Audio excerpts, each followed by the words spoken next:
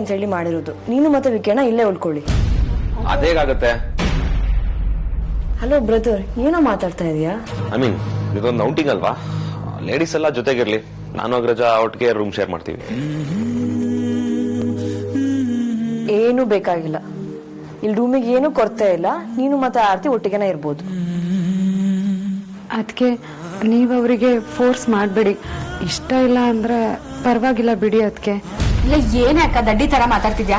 ನಿಮ್ಮಿಬ್ರು ಮಧ್ಯೆ ನಡೆದಿರೋ ವಿಷಯ ವೇದನ್ ಬಾವನ್ ಗೊತ್ತಿಲ್ಲ ಅಲ್ವಾ? ಗೊತ್ತಿಲ್ಲ ಅಂತ ಅನ್ಕೊಂಡಿದೀನಿ. ಬಾವ, ನೀವಾದ್ರೂ ಹೇಳಿ, ನಿಮ್ ವಿಷಯ ವೇದನ್ ಬಾವನ್ ಗೊತ್ತಾ? ಇಲ್ಲ ಅನ್ಸುತ್ತೆ. ಅನ್ಸುತ್ತೆ ಅಲ್ಲ, ಗೊತ್ತಿರಲ್ಲ. ಗೊತ್ತಿದ್ರೆ ಅವ್ರು ಇದೆಲ್ಲ ಕಂಟಿನ್ಯೂ ಆಗಕ್ ಬಿಡ್ತಿದ್ರಾ? ನೋವೇ ಅದಿತಿ, ಅವನಿಗಿನ್ನೂ ಗೊತ್ತಿಲ್ಲ. ಅದಕ್ಕೆ ಹೇಳಿದ್ದು, ನೀವೀಗ ಬೇರೆ ಬೇರೆ ರೂಮಲ್ಲಿ ಇದ್ರೆ ಅವ್ರಿಗೆ ಡೌಟ್ ಬರುತ್ತೆ. ಅವ್ರ ತಲೆಯಲ್ಲಿ ಸಣ್ಣ ಡೌಟ್ ಬಂದ್ರು ಸಾಕು, 108 ಪ್ರಶ್ನೆ ಕೇಳ್ತಾರೆ. ಅದಕ್ಕೆ ನಿಮ್ ಹತ್ರ ಆನ್ಸರ್ ಇದೆಯಾ?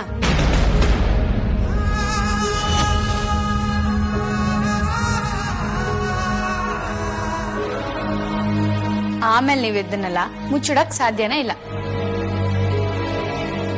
ಭಾವಂಗಿದ್ರಿಂದ ತುಂಬಾ ಹರ್ಟ್ ಕೂಡ ಆಗ್ಬೋದು.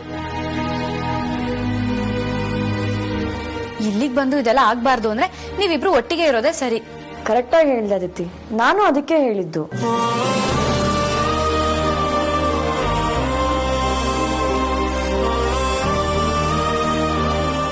ಏನಿನ್ನು ಮುಖ ನೋಡ್ತಿದ್ಯಾಕ?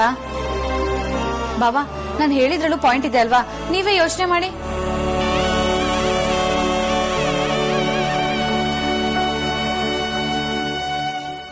ಆಯ್ತು, ಅವ್ರು ಇಲ್ಲೇ ಇರಲಿ. ನಾನು ಅವ್ರ ಬ್ಯಾಗ್ ತಗೊಂಡ್ಬರ್ತೀನಿ.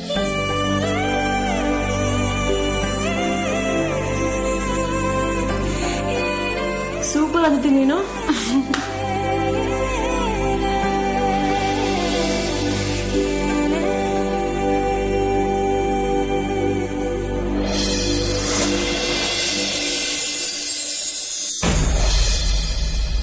ಏನಿದು ವೇದಾಂತ್? ಅದಕ್ಕೆ ನೋಡ್ಬಿಡ್ತಾರ ಬಿಡು. ರೌಡಿ ಬೇಬಿ ಬಾಯಿಲಿ ಈ ತರ ಡೈಲಾಗ್. ಅಪ್ಡೇಟ್ ಆಗದಿರೋಳು ನೀನು ಇನ್ನೂ ಹಳೆ ಫಿಲ್ಮ್ ಡೈಲಾಗ್ಸ್ ಗಳನ್ನ ಹೇಳ್ತಿದ್ಯಲ್ಲ. ಲವ್ ಆದ್ಮೇಲೆ ಹುಡುಗ ಸಿಕ್ಕಾಪಟ್ಟೆ ಫಾಸ್ಟ್ ಆಗಿದ್ದಾನೆ. ಅಪರೂಪಕ್ಕೆ ಇದನ್ನೆಲ್ಲ ಮಾಡ್ತಿದ್ದಾನೆ ಅಂತ ಖುಷಿ ಪಡ್ಲೋ, ಇಲ್ಲ ಯಾರಾದ್ರೂ ನೋಡಿದ್ರೆ ಮುಂದಿನ ಕತೆ ಏನು ಅಂತ ಚಿಂತೆ ಮಾಡ್ಲೋ, ಒಂದು ಅರ್ಥ ಆಗ್ತಿಲ್ಲ. ನಿನ್ ಮನಸ್ಸಲ್ಲಿ ಎಸ್ಕೇಪ್ ಪ್ಲಾನ್ ಮಾಡಿದ್ರೆ ನನ್ಗೆ ಗೊತ್ತಾಗೋದಿಲ್ಲ ಅಂತ ಅನ್ಕೊಳಕ್ಕೆ ಹೋಗ್ಬೇಡ. ಇವತ್ತು ನಿನ್ನ ಅಷ್ಟು ಸುಲಭವಾಗಿ ಅನ್ಬಿಡೋದಿಲ್ಲ. ನಿನ್ನ ಸ್ಟೈಲಲ್ಲಿ ಒಂದು ಡೈಲಾಗ್ ಹೇಳ. ಕಸ್ತೂರಿ ನಿವಾಸ್ ವಂಶ ಕಂಡ್ರಿ ನಮ್ದು. ಒಂದ್ಸಲ ಕೈ ಹಿಡ್ಕೊಂಡ್ಮೇಲೆ ಬಿಡೋ ಮಾತೇ ಇಲ್ಲ.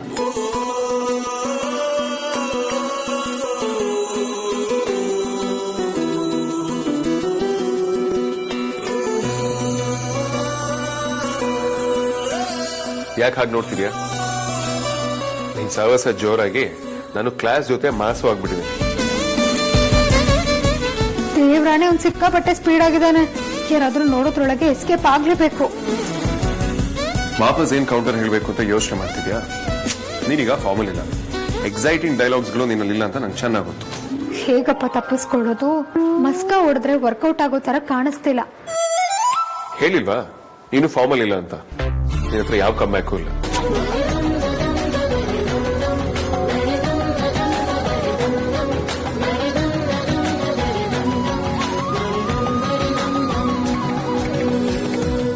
ಅಯ್ಯೋ ವೇದಾಂತ್, ನಿನ್ ಕಣ್ಮೇಲೆ ಹೋಗ್ತಿದೆ. ಅಯ್ಯೋ ಬಚ್ಚರಂಗಿ. ವಾಟ್?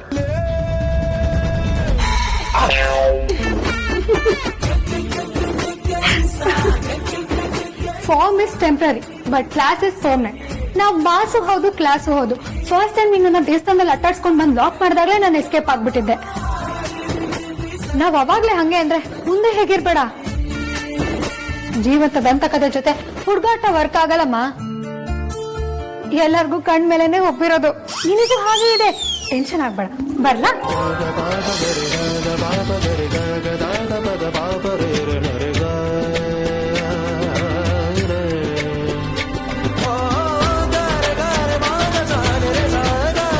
ಎಲ್ಲರಿಗೂ ಕಣ್ಮೇಲೆ ಹೋಗಿರೋದು ಅಂತ ನನಗೂ ಗೊತ್ತು. ಆದ್ರೆ ನಿನ್ ಕನ್ಫ್ಯೂಸ್ ರಿಯಾಕ್ಷನ್ಸ್ ನೋಡಿ ನಾನ್ ಸ್ವಲ್ಪ ಕನ್ಫ್ಯೂಸ್ ಆದ ಅಷ್ಟೇ. ಸರಿ ತರಲೇ ಇದೆಯಾ ನೀನು?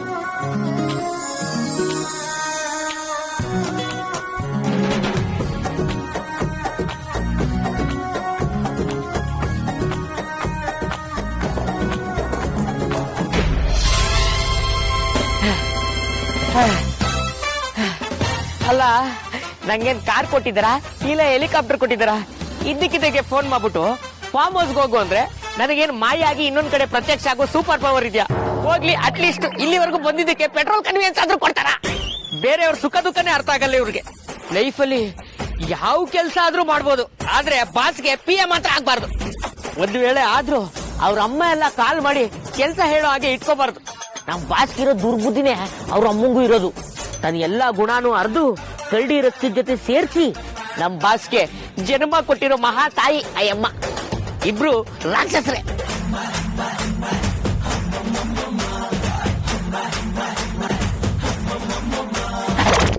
ಇಷ್ಟೊತ್ತು ಎಲ್ರಿ ಹಾಳಾಗೋಗಿದ್ರೆ ಅತ್ತೆ ಆಗ್ಲೇ ಕಾಲ್ ಮಾಡಿ ನೀವು ಹೆಲ್ಪ್ ಬರ್ತೀರಾ ಅಂದ್ರು. ನೀವು ನೋಡಿದ್ರೆ ಈಗ ಎಷ್ಟು ತರ ಬರ್ತಿದ್ದೀರಾ? ಸರ್, ನನಗೆ ದೇವ್ರು 2 ಕಾಲ್ ಕೊಟ್ಟಿದ್ದೇನೆ ಹೊರತು ಅದಕ್ಕೆ 2 ಚಕ್ರ ಕೊಟ್ಟಿಲ್ಲ.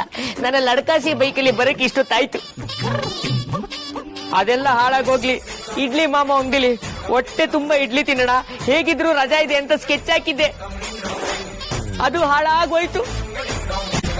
ಯಾರಿಗೆ ಹೇಳೋಣ ಸರ್ ನಮ್ ಪ್ರಾಬ್ಲಮ್? ಅಲ್ಲ, ಇಷ್ಟೊಂದು ಪ್ರಾಬ್ಲಮ್ ಇರೋ ನಿಮ್ಮನ್ನ ನಮ್ಮತ್ತೆ ಇಲ್ಲಿಗೆ ನಿಮ್ಮನ್ನ ಯಾಕೆ ಕಳ್ಸಿದ್ರು ಅಂತ. ಹೆಲ್ಪ್ ಮಾಡೋಕೆ ಅನ್ನೋದೇನೋ ಸರಿ, ಆದ್ರೆ ಅದಕ್ಕೆ ಅಂತ ಇಲ್ಲಿ ಕೆಲ್ಸದವ್ರಿದ್ರು. ಅದನ್ನ ಯಾವ ಬಾಯಲ್ಲಿ ಹೇಳಿ ಸಾರ್ಥಕ್ ಸರ್? ಅದೇನೋ ಕಣ್ಣಿಡ್ಬೇಕಂತೆ ಕಣ್ಣು. ನಾನ್ ಕಣ್ಣಿಡೋ ಬದಲು ಬೇರೆ ಯಾರಾದ್ರೂ ನನ್ನ ತಲೆ ಮೇಲೆ ಚಪ್ಪಡಿ ಕಲ್ಲಿಟ್ಟಿದ್ರೆ ಚೆನ್ನಾಗಿರ್ತಾ ಇತ್ತು. ಒಂದ್ಸಲಕ್ಕೆ ಶಿವ ಶಿವ ಅಂತ ಶಿವನ್ ಪಾದ ಸೇರ್ಕೊಳ್ತಿದ್ದೆ. ಸೂಸೈಡ್ ಮಾಡ್ಕೊಂಡ ಅನ್ನೋ ಕೆಟ್ಟ ಹೆಸರಾದ್ರೂ ತಪ್ತಾ ಇತ್ತು. ಮನ್ಸಲ್ಲೇ ಬೈಕೋಬೇಡಿ, ನೀವ್ ಬರೋ ಅಗತ್ಯ ಏನು ಇರ್ಲಿಲ್ಲ ರೀ. ಆಕ್ಚುಲಿ ಹಾಗೆ ನೋಡಕ್ ಹೋದ್ರೆ ಇಲ್ಲಿ ನಿಮ್ ಅವಶ್ಯಕತೆನೇ ಇಲ್ಲ.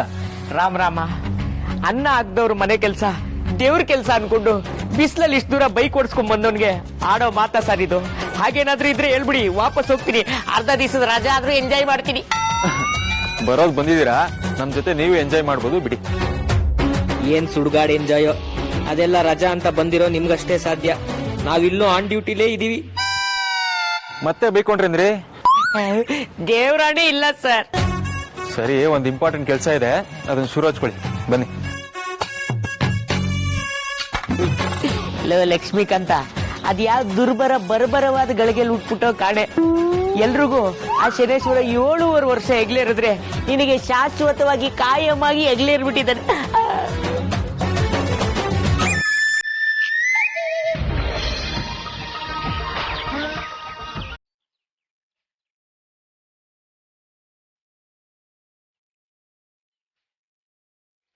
ಬರೀ ಇಷ್ಟು ಸಾಕಲ್ವಾ? ಇಷ್ಟೊಂದು ಯಾಕ್ರಿ ಬೇಕಿತ್ತು? ಸಾಕು ಅಂತ ಬೇರೆ ಕೇಳ್ತಿದ್ದೀರಲ್ಲ. ಇದಿಷ್ಟು ಒಂದು ಪುಟ್ಟ ಫಂಕ್ಷನ್ಗೆ ಸಾಕಾಗತ್ತೆ. ನಮ್ಮ ಮನೇನು ಯಾವಾಗಲೂ ಸಮಾರಂಭದ ಮನೆನೇ ಅಲ್ವಾ ಪರಿ? ಯಾವಾಗಲೂ ಜನ ಗಿಡ್ಗಿಜಿ ಅಂತಿರ್ತಾರೆ.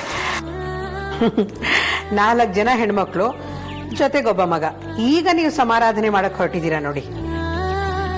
ಅಲ್ಲ, ಇರೋದ್ರಲ್ಲೇ ಮಾಡಿ ಮುಗಿಸ್ಬೇಕು ಅನ್ನೋದು ನಿಮಗ್ ಗೊತ್ತೇ ಆಗಲ್ಲ ನೋಡಿ. ನಿಮ್ದು ದೊಡ್ಡ ಕೈ. ಕೇಟ್ರಿಂಗ್ ಮಾಡ್ತಾ ಇದ್ದವಳು ನೀನು, ನಾನು ಬರೀ ಶೀಟಿ ಹೊಡಿತಾ ಇದ್ದವನು. ನನಗೆ ಹೇಗೆ ಗೊತ್ತಾಗ್ಬೇಕು ಹೇಳು? ಅದನ್ನೇ ನಾನು ಹೇಳಿದ್ದು. ನಿಮ್ಗೇನಾದ್ರೂ ಕೇಟ್ರಿಂಗ್ ಆರ್ಡರ್ ಕೊಟ್ಟು 50 ಜನಕ್ಕೆ ಅಡಿಗೆ ಮಾಡಿ ಅಂದಿದ್ರೆ 1000 ಜನಕ್ಕೆ ಅಡಿಗೆ ಮಾಡ್ತಿದ್ರಿ ನೀವು. ನಿಜ ನಿಜ, ಯಾರಿಗೂ ಸ್ವಲ್ಪನೂ ಕಡಿಮೆ ಆಗ್ಬಾರ್ದು ಅನ್ನೋದು ನನ್ನ ಉದ್ದೇಶನಪ್ಪ. ಕಡಿಮೆ ಆಗಲ್ಲ ರೀ, ಎಲ್ಲರೂ ಹೊಟ್ಟೆ ತುಂಬಾ ಊಟ ಮಾಡ್ಕೊಳ್ಳೋ. ನೀವೇ ಹೇಳಿ, ನಾನು ಯಾವತ್ತಾದ್ರೂ ಯಾರಿಗಾದ್ರೂ ಒಂದು ತುತ್ತು ಕಡಿಮೆ ಬಡಿಸಿದ್ದೀನಾ? ನೀನು ಅನ್ನಪೂರ್ಣೇಶ್ವರಿ ಇದ್ದ ಹಾಗೆ ಪರಿ, ಯಾರಿಗೂ ಯಾವತ್ತೂ ಒಂದು ತುತ್ತು ಕಡಿಮೆ ಮಾಡಿಲ್ಲ. ಆಗ್ಲಿ, ನಿಮ್ಗಾದ್ರೂ ಅದು ಗೊತ್ತಲ್ಲ, ಅಷ್ಟು ಸಾಕು ನನಗೆ.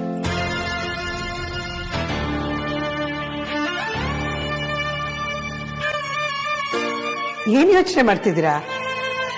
ಇರುತ್ತಲ್ಲ ಪರಿ ಸಂಸಾರ ತಾಪತ್ರಯ.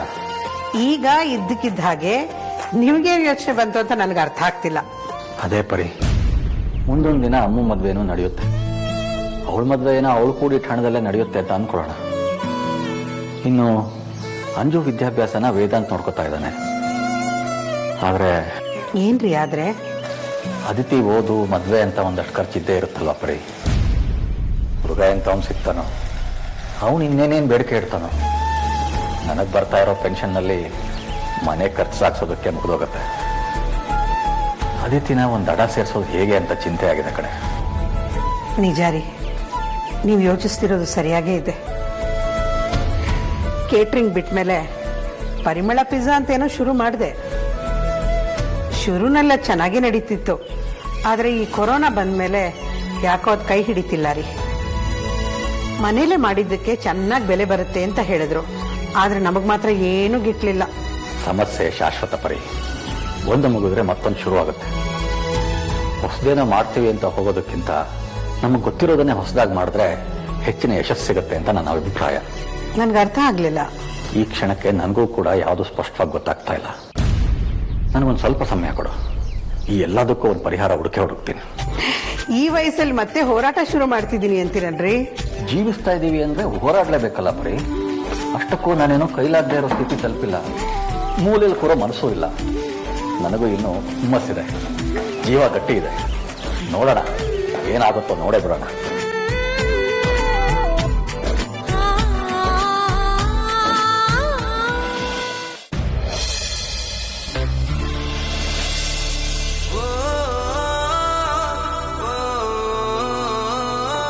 Excuse me.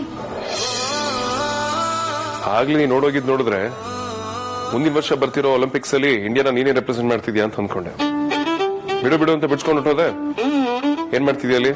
ನಾವೇನ್ ಸುಮ್ನೆ ಬಂದಿಲ್ಲ, ಇದನ್ನ ನಿನಗೆ ಅಣ್ಣ ಕೊಡು ಅಂತ ಹೇಳಿದೆ, ಅದಕ್ಕೆ ಬಂದಿತ್ತು. ನೀನ್ ಒಳಗ್ ಬರಬಾರ್ದು ಅಂತ ನನ್ನ ಲಕ್ಷ್ಮಣ್ ರೇಖೆಯನ್ನು ಗೇಚಿಲ್ವಲ್ಲ, ಒಳಗಡೆ ಬಾ. ಕೆಲವೊಂದ್ ಕಡೆ ಲಕ್ಷ್ಮಣ್ ರೇಖೆ ಇಲ್ಲ ಅಂದ್ರೂ ಇದೆ ಅಂತಾನೆ ಅನ್ಕೊಳ್ಬೇಕು. ಇನ್ ನೀನೇ ರಾವಣ, ನಾನೇ ಸೀತೆ. ರೇಖೆ ದಾಟ್ ಬಂದ್ರೆ ನನ್ಗೆ ಪ್ರಾಬ್ಲಮ್, ಸೊ ನಾನು ಇಲ್ಲೇ ಇರ್ತೀನಿ, ನೀನೇ ಬಂದು ಡಿಸ್ಟೆನ್ಸ್ ಮೇಂಟೈನ್ ಮಾಡ್ಕೊಂಡು ತಗೊಂಡು. ಈ 80ನೇ ಇಸ್ವಿಲ್ ಬರೋ ಸಿನಿಮಾ ವಿಲನ್ ಗಳ ಕ್ಯಾರೆಕ್ಟರ್ ನಂದು ಅನ್ನೋ ತರ ಆಡ್ತೀಯ. ನಾನು ನಿನ್ನ ಹತ್ರ ಬರಬಾರ್ದಾ? ಇನ್ಮೇಲಿಂದ ಹಾಗನೆ. ಯಾಕೆ ಹಾಡ್ ಕೇಳಿಲ್ವಾ? ದೂರ ಕುಳಿತು ನಡುವೆ ಗ್ಯಾಪ್ ಬಿಡೋಣ, ಹೊಸ ಗಾನ ಬಚಾನ. ಇದೊಂಥರ ಹಂಗನೆ, ಹೊಸ ಪ್ರೀತಿ ಜಮಾನ. ಬಂದ್ ಇಸ್ಕೊ ನನ್ ಯಜಮಾನ. ದಡ್ಡಿ ನೀನು ಹತ್ರ ಬರಬಾರ್ದು ಅಂದಿದ್ರೆ ಬಟ್ಟೆ ಅಲ್ಲೇ ಇಟ್ಟು ಹೋಗ್ಬೇಕಿತ್ತು. ಇರು ಮಾಡ್ತೀನಿ.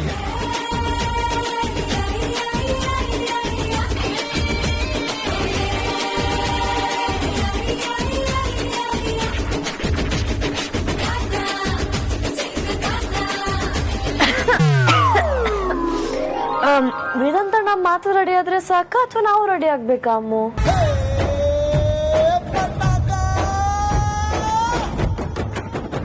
ಸರಿಯಾದ ಟೈಮ್ಗೆ ಬಂದ ಇವಳು. ನಾನು ಟೀ ಶರ್ಟ್ ಕೊಡಕ್ ಬಂದಿದೆ ಅದಕ್ಕೆ ಅಷ್ಟೇ. ಓ ಹೌದಾ, ಟೀ ಶರ್ಟ್ ಕೊಟ್ಯಾ? ಬಂದಿದ್ ಕೆಲ್ಸ ಆಯ್ತಾ? ಹೋಗಣ್ವಾ? ಹೋ ಅದಕ್ಕೇನಂತೆ, ಹೊರಡೋಣ ನಡೀರಿ. ಅದಕ್ಕೆ ಇವನ್ ಜೊತೆ ಹರಟೆ ಹೊಡ್ಕೊಂಡ್ ನಿಲ್ಲಕ್ಕಾಗತ್ತಾ? ಮೊದ್ಲೇ ಸಿಡಕ್ ಮುತ್ತಿ ಸಿದ್ದಪ್ಪ. ಜಾಸ್ತಿ ಬೈಕೋಬೇಡ, ನಮ್ಮ ಅಣ್ಣ. ಹಾಗಾದ್ರೆ ನಿಮ್ಮ ಅಣ್ಣ ನಮ್ಮ ಮನೇಲಿರೋ ಅಕ್ವೇರಿಯಂ ಅಲ್ಲೋ ಇಲ್ಲ ಸ್ಟೋರ್ ರೂಮ್ ಅಲ್ಲೋ ಬಚ್ಚಿಟ್ಟು ಕಾಪಾಡಿ. ಆಚೆ ಬಿಡ್ಬೇಡಿ, ಇವನ್ಗೂ ಒಳ್ಳೇದಲ್ಲ, ಸಮಾಜಕ್ಕೂ ಒಳ್ಳೇದಲ್ಲ. ಸಾಕು ತಲೆ ಹೊರಟೆ, ಬಾ.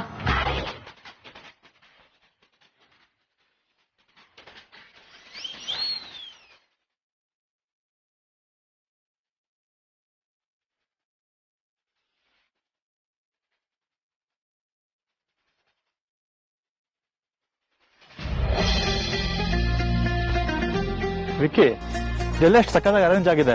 ಟೀ ಶರ್ಟ್ ಕೂಡ ರೆಡಿ ಮಾಡಿದಾರೆ ಅಂದ್ರೆ ತುಂಬಾ ವರ್ಕೌಟ್ ಮಾಡಿದಾರೆ ಅನ್ಸುತ್ತೆ. ಎಲ್ಲ ರೌಡಿ ನದಿದ್ದು ಮತ್ತೆ ಭಾವನ ಐಡಿಯಾ. ಇದೆಲ್ಲ ಅವ್ರದೇ ಅರೇಂಜ್ಮೆಂಟ್ಸ್. ನಿನ್ನೆ ನಾವೇ ಅನ್ಕೊಂಡಿರ್ಲಿಲ್ಲ ಇವತ್ತು ಇಲ್ಲಿ ಹೀಗಿರ್ತೀವಿ ಅಂತ. ಸಖತ್ ಕೆಲಸ ಮಾಡಿದ್ದಾರೆ. ಅಣ್ಣ ತಂಗಿ ಇಬ್ರದು ಮಾಸ್ಟರ್ ಮೈಂಡ್.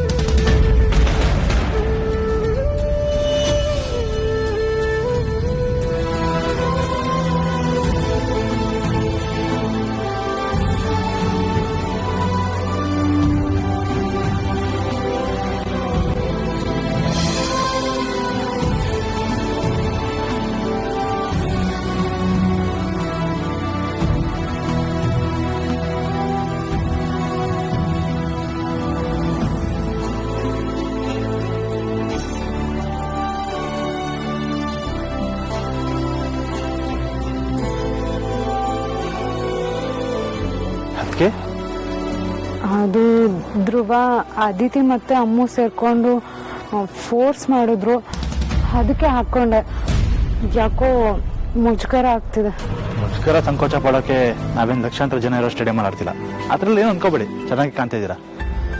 ನೀವಿಬ್ರು ಮಾತಾಡ್ತಾರ್ರಿ, ನಾನು ನೀರು ಕುಡ್ಕೊ ಬರ್ತೀನಿ. ಏಯ್, ಇವಾಗ ತಾನೇ 2 ಬಾಟ್ಲ್ ನೀರು ಕುಡ್ದಲ್ಲ. ವಿಕ್ಕಿ, ಬಿಸಿಲು ಗೊತ್ತಾಗ್ತಿಲ್ವಾ? ಬಾಡಿ ಡಿಹೈಡ್ರೇಟ್ ಆಗುತ್ತೆ. ಇನ್ನು 2 ಬಾಟ್ಲ್ ಕುಡ್ಕೊ ಬರ್ತೀನಿ.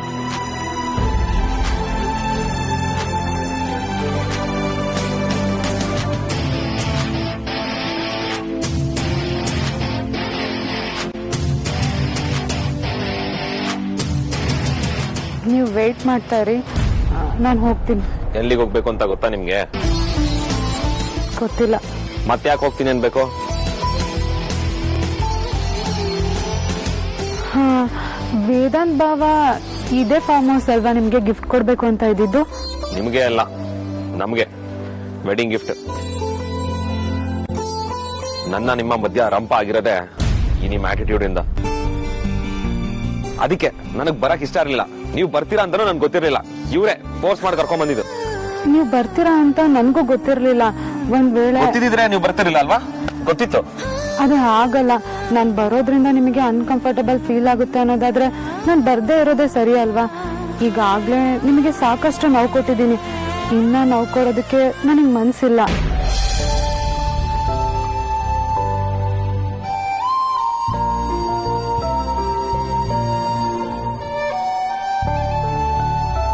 ಬನ್ನಿ, ಹಿಂಗೋದ್ರೆ ಬಿದೋಗ್ತೀರಾ. ಬನ್ನಿ.